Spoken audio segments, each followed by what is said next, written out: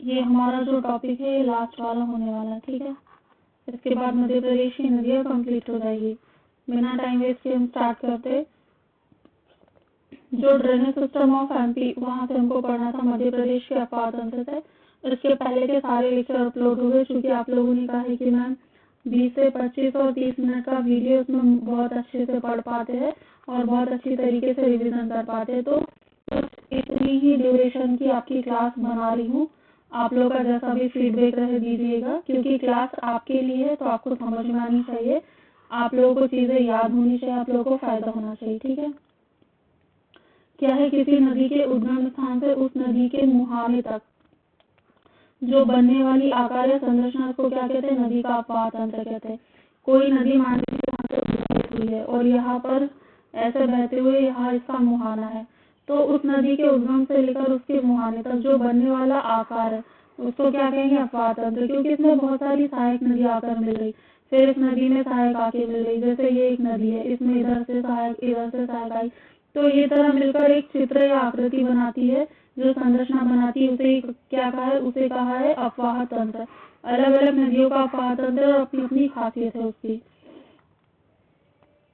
मध्य प्रदेश के प्रमुख अपवाह तंत्र और उनका क्षेत्रफल। देखिए, क्षेत्रफल से प्रश्न पूछा जाता है, खासकर जो नर्मदा नदी उसका अपवाह तंत्र कितने वर्ग किलोमीटर या कितने क्षेत्रफल में फैला हुआ है, ये प्रश्न आया हुआ है प्रीवियस ईयर के। जब आप क्वेश्चन पेपर उठाकर देखोगे तो आपको समझ में आएगा।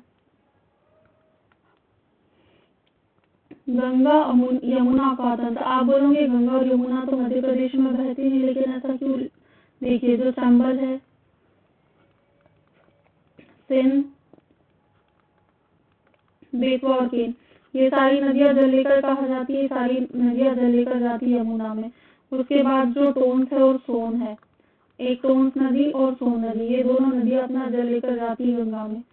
तो कुल मिलाकर जो कैचमेंट एरिया है वो तो यमुना गंगा हुआ, इसीलिए यमुना गंगा का अपवाह तंत्र मध्य प्रदेश का सबसे बड़ा अपवाह तंत्र है। और यह अपवाह तंत्र 1,80,104 वर्ग किलोमीटर में फैला है।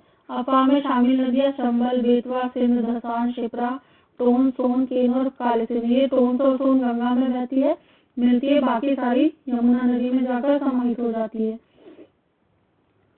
नर्मदा अपवाह तंत्र की बात करें तो कुल अपवाह तंत्र 98,796 वर्ग किलोमीटर है। मध्य प्रदेश में ये 85,149 है। ऐसा क्यों? क्योंकि नर्मदा नदी का प्रवाह जो है राजस्थान में है, गुजरात में है और महाराष्ट्र में भी है। इसका अपवाह राजस्थान में नहीं है, लेकिन जो परियोजना है उसमें राजस्थान के भी हिस्सा लाभान्वित होता है। तो 98,796 तो टोटल है, लेकिन फिर ये अन्य राज्यों में भी बहती है, तो वहाँ पे भी कुछ अपना हिस्सेदारी देती होगी। इसलिए मध्य प्रदेश में 85,149 वर्ग किलोमीटर में फैला है। इसकी नदियां तवा है, बारना, मान, बरगी और छोटी तवा। ये जो छोटी तवा नदी है, दो नदियों के संगम से बनती है। दो नदियों को मिलाकर अभी हम आगे देखेंगे। ताप्ती अपवाह तंत्र की बात करें तो 65,145 वर्ग किलोमीटर में स्थित है और मध्य प्रदेश में अपवाह तंत्र 9,800 वर्ग किलोमीटर। अब ऐसा क्यों? ताप्ती नदी मध्य प्रदेश से निकल महाराष्ट्र में भी जाती है और गुजरात में भी बहती है। जब ये अन्य राज्यों में भी बह रही है तो वहाँ भी अपनी हिस्सेदारी करेगी। तो टोटल तो 65,145 वर्ग किलोमीटर है, लेकिन मध्य प्रदेश की बात करें तो 9800 वर्ग किलोमीटर है। इसमें शामिल होने वाली उपनदी कौन सी है? बोरी, गिरना और अमरावती। उसके बाद माही अपवाह तंत्र तो 68,699 वर्ग किलोमीटर में फैला है और मध्य प्रदेश की बात करें तो 6,700 या 7,188 वर्ग किलोमीटर। तो ये क्या है, मध्य प्रदेश का सबसे छोटा अपवाह तंत्र है माही अपवाह तंत्र। और इसका राजस्थान में जो माही का अपवाह है वो 56 का मैदान कहलाता है। आपसे सीधा सीधा पूछेंगे कि किस नदी द्वारा 56 के मैदान का निर्माण होता है, तो माही यदि याद रखना है। और किस राज्य में? राजस्थान राज्य में। इसकी नदियां कौन सी? जाखम और सोन इसकी नदियां है। गोदावरी अपवाह तंत्र मध्य प्रदेश में गोदावरी अपवाह तंत्र का विस्तार इसकी सहायक नदी वेनगंगा और उसकी सहायक नदी पेंच और कानन, वर्धा, बावनथड़ी और आदि नदियों के जल से निर्मित हुआ है। वैसे गोदावरी महाराष्ट्र की नदी है। गोदावरी बेसिन का मध्य प्रदेश में कुल अपवाह कितना है? 23,328 वर्ग किलोमीटर।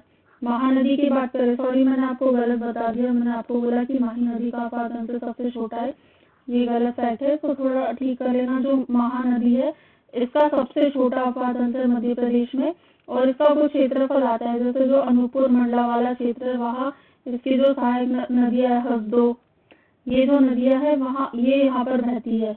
मध्य प्रदेश में अफवाह 154 वर्ग किलोमीटर क्षेत्रफल में है। जल विभाजक क्या होता है, जल ग्रहण क्षेत्र क्या होता है? जल ग्रहण क्षेत्र मतलब कैचमेंट एरिया। जल विभाजक जो वाटरशेड होता है, इसमें एक अफवाह को दूसरे अफवाह से अलग करने वाली सीमा, जैसे नर्मदा नदी का अफवाह है और ये सोन नदी का अफवाह है, तो इनके बीच जो सीमा आ जाएगी जो एक दूसरे से अलग कर रही है। अन्यथा क्या होता, ये एक दूसरे में आकर मिल जाती, लेकिन ये जो अफवाह है एक दूसरे से इसको अलग कर रहा है, तो इसको हमने जल विभाजक बोला। और कैचमेंट एरिया क्या होता है? एक नदी विशिष्ट क्षेत्र जो अपना जल बहा कर लाती, जल ग्रहण क्षेत्र, जैसे खंबात की खाड़ी है, बंगाल की खाड़ी है, या फिर गंगा नदी है, तो बहुत सारी नदी आकर गंगा नदी में अपना जल दे रही है, तो वो कौन सा क्षेत्र हो जाएगा? वो कैचमेंट एरिया हो जाएगा, जहाँ अलग अलग छोटी बड़ी नदियां आ रही है और अपना जो सारा जल है उस नदी में समाहित कर दिया। और जो दो अफवाह के बीच में क्या करेगा? सीमा का निर्धारण करेगा, वो क्या कहलाएगा? वो कहलाएगा जल विभाजक। अब ये जो अफवाह है ये अलग अलग प्रतिरूप बनाते हैं, चूंकि अफवाह तंत्र है तो उनकी आकृतियां रहेगी, तो आकृतियों के आधार पर भी उनको डिफाइन किया गया है, उनके जिन्हें उन्हें प्रतिरूप का नाम दिया गया है।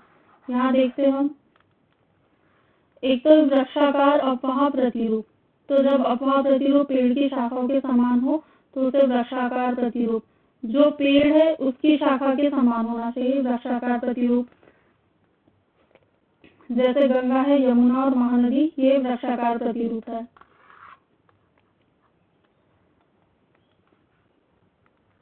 उसके बाद अरिया अपकेंद्रीय प्रतिरूप, इसमें क्या होता है? जब कोई भी नदी होती है, कोई पर्वत से निकलकर सभी दिशाओं में बहती है, जैसे ये पर्वत है, ठीक है, इस पर्वत से नदी निकली और सभी दिशाओं में बह रही, तो ये कौन सा प्रतिरूप होगा? अरिया अपकेंद्रीय। इसमें अमरकंटक पर्वत से कौन सी नदी? नर्मदा, सोन और रोहिला नदी निकलती है, और नर्मदा पश्चिम की ओर जाती है, सोन पूर्व की ओर, और रोहिला भी इसकी सहायक नदियां है, तो ये क्या है? ये अरिय प्रतिरूप का एग्जाम्पल है। परवर्ती नदियां कौन सी होती है? जब नदियां अपनी मुख्य नदी में ढाल का अनुसरण करते हुए समकोण पर आकर मिलती है, तो परवर्ती नदी। यहाँ कोण याद रखना, समकोण बनता है। गंगा और यमुना नदियों में मिलने वाली नदियां केन, सिंध और बेतवा। उसके बाद अध्यारोपित नदियां, तो जब नदी अपनी घाटी में निम्नवर्ती कटाव द्वारा अपरदन करती है, जो भी नदी है उस नदी की घाटी है, कौन सा कटाव? निम्नवर्ती कटाव से अपरदन करती है, तो अध्यारोपित नदियां कहलाती है, जैसे चंबल, बनास, ये इसके एग्जाम्पल है। देखिए किस अध्यारोपण का नाम क्या है और उसमें बहने वाली नदियां है उसके एग्जाम्पल, वहां से प्रश्न बनने की पूरी संभावना रहती है। प्रमुख नदियों का राज्य में प्रवाह क्षेत्र की बात की, तो यहाँ बेसिन या उपबेसिन दिया है, और मध्य प्रदेश में कितना प्रवाह क्षेत्र? वर्ग किलोमीटर सीमा दी है, याद रखना, यहाँ पे जानकारी दी है। गंगा बेसिन की बात करें तो ये याद रखो, टोन्स और सोन दोनों नदियां गंगा बेसिन में जाकर मिलती है। टोन्स का 11,974 और सोन का 28,880 वर्ग किलोमीटर का अफवाह क्षेत्र है।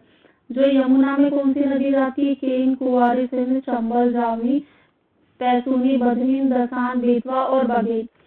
इसमें सबसे यमुना का टोटल 1,42,250 है। अब देखिए जो चंबल है इसका सबसे ज्यादा है, 59,940 है। उसके बाद किसका है? उसके बाद कुंवारी सिंध का है 26,999। उसके बाद केन का है 24,785। उसके बाद बेतवा का है 19,365। उसके बाद किसका आएगा? धसान का 8,291। उसके बाद पैसूनी, बदहीन का और बघेल। लास्ट में कौन है? जामनी नदी। इसको आपको अवरोही या आरोही क्रम में जमाने के लिए आ सकता है, ठीक है, अवरोही क्रम या आरोही क्रम में व्यवस्थित करो, इस तरीके से पूछा जा सकता है। नर्मदा नदी की बात करें तो 85,149, गोदावरी का 23,388, ताप्ती का 9,800 मध्य प्रदेश में है। बाकी तो इसका ओवरऑल देखे तो 65,000 के अबोव जाता है। माही बेसिन का 6,700 और सबसे कम माही नदी का 154। टोटल कितना है? मध्य प्रदेश जल संसाधन विभाग के अनुसार 3,08,245 वर्ग किलोमीटर क्षेत्र है। यहाँ पे कुछ बिंदु दिए। मध्य प्रदेश का सबसे बड़ा बेसिन कौन सा है? गंगा बेसिन। सबसे छोटा बेसिन महानदी बेसिन याद रखना, और सबसे बड़ा उप बेसिन। ठीक है, देखिए उप बेसिन की बात कर रहे हैं तो ये जो यमुना बेसिन है सबसे बड़ा उप बेसिन है। क्योंकि मध्य प्रदेश में बेतवा नदी प्रवाहित होती है तो INS बेतवा है। ठीक है, ये क्या है, एक ब्रह्मपुत्र श्रेणी निर्देशित मिसाइल फ्रिगेट है। इसे भारतीय नौसेना में शामिल किया गया कब, 2004 में। अब वो बोल देंगे भारतीय जल सेना में शामिल किया गया या फिर भारतीय थल सेना में शामिल किया गया, लेकिन याद रखिए चूंकि नदी है तो नदी से नौसेना में शामिल किया गया 2004 में। इसका नाम किसके नाम पर रखा गया, जो अपनी मध्य प्रदेश की बेतवा नदी उसके नाम पर रखा गया। 1988 में जब भारत ने मालदीव में लोकतांत्रिक रूप से चुनी गई सरकार को बहाल करने की कोशिश की थी, तब ऑपरेशन कैक्टस में INS बेतवा ने भाग लिया था। तो INS बेतवा ने कब भाग लिया था, 1988 में। किस ऑपरेशन में, ऑपरेशन कैक्टस में। क्यों किया गया था, ये जो मालदीव थी इसमें लोकतांत्रिक रूप से जो चुनी हुई सरकार थी उसको बहाल करने की कोशिश में ऑपरेशन कैक्टस चलाया था, जिसमें INS बेतवा ने भाग लिया था। और INS बेतवा 2004 में भारतीय नौसेना में शामिल हुई है और मध्य प्रदेश की नदी बेतवा के नाम पर इसका नाम INS बेतवा रखा है। 2006 में इजराइल लेबनान संघर्ष के दौरान लेबनान में फंसे भारतीय नागरिकों को निकालने के लिए ऑपरेशन सुकून में भाग लिया। मतलब ऑपरेशन कैक्टस जो मालदीव से संबंधित है, लोकतांत्रिक सरकार बहाल करने के लिए, और दूसरा ऑपरेशन सुकून, ये इजराइल लेबनान जो संघर्ष थे उसके दौरान अपने जो भारतीय वहां फंसे थे उनको निकालने के लिए भी इस INS बेतवा ने भाग लिया था। ठीक है, नौसेना में शामिल हुई थी 2004 में। आगे देखिए, दिसंबर 2016 में से सेवा से मुक्त कर दिया गया। रिटायरमेंट कब हुआ, दिसंबर 2016 में इसे मुक्त कर दिया गया है सेवा से। यहाँ कुछ तथ्य दिए हुए, कैमूर श्रेणी यमुना और सोन के बीच जल विभाजक का काम करती। कौन सी श्रेणी, कैमूर श्रेणी। सोन स्वरूप की सहायक नदियां चचाई, केवटी, बहुती और विंडम मिर्जापुर जलप्रपात का निर्माण करते। विंडम मिर्जापुर जलप्रपात। उत्तर प्रदेश में यमुना नदी में संबल के साथ अन्य 4 नदियां भी मिलती है, इसीलिए यमुना के पंचनद भी कहा जाता है। बेगमगंज तहसील से निकलने वाली है धसान, इस पर कौन सा बांध है, लहचूरा बांध।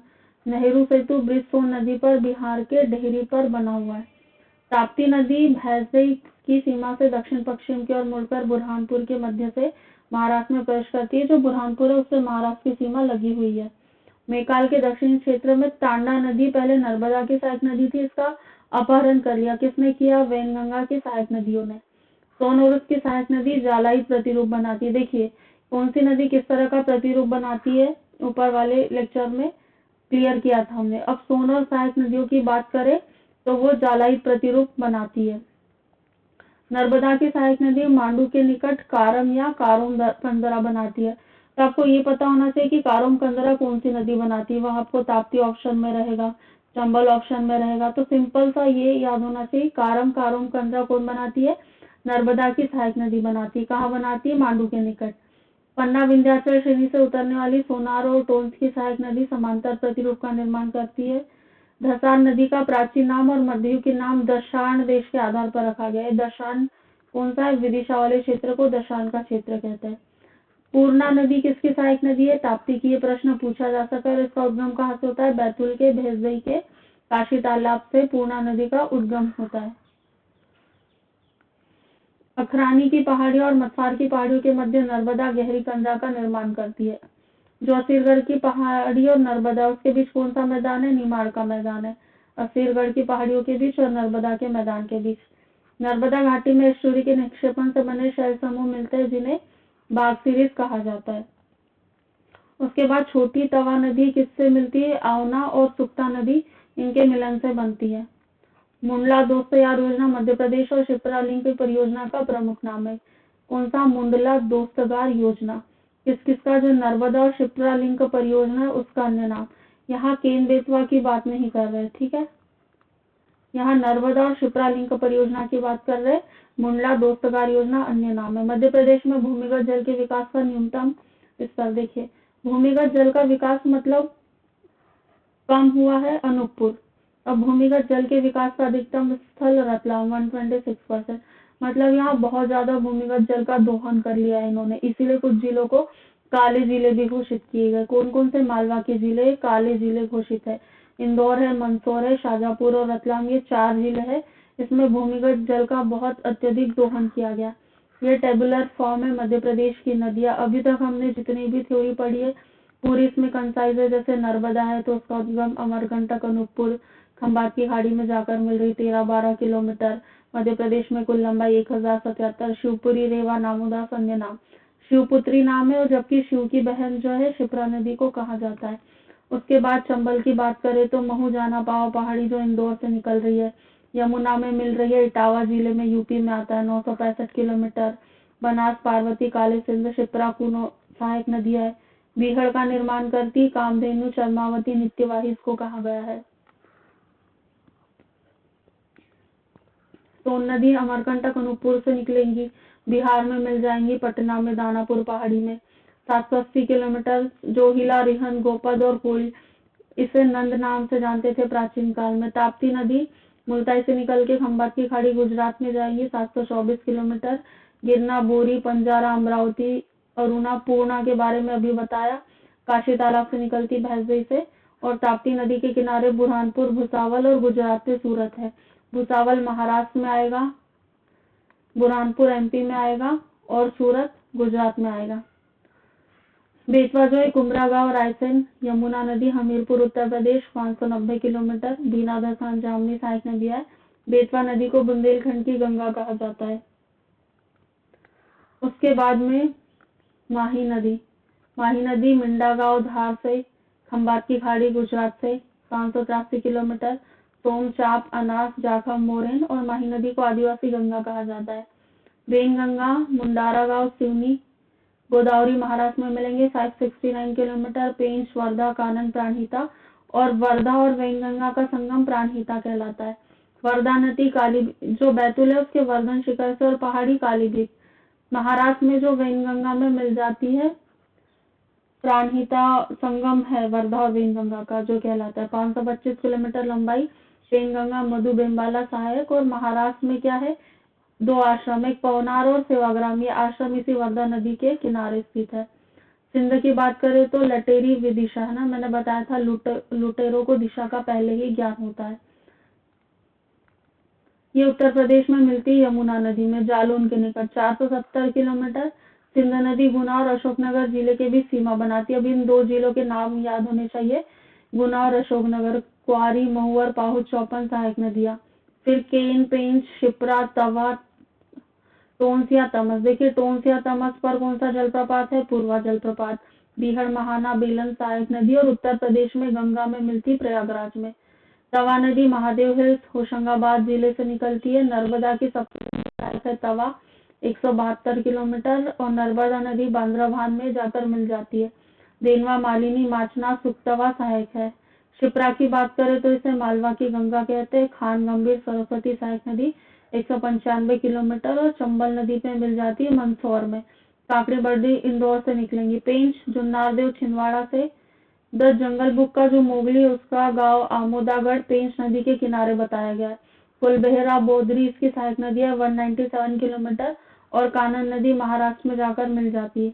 आहिर गांव जो है कैमूर हिल्स कटनी में है। मध्य प्रदेश पर्यटन विभाग ने इसको सबसे सुंदर नदी का नाम दिया है, जिसको केन नदी को। 427 किलोमीटर लंबी है। यमुना नदी में जाकर मिल जाती है बांदा नामक जिले में उत्तर प्रदेश में। उर्मिल, चंद्रावल, मिड़सन, सोनार और गुदेल इसकी सहायक नदी है।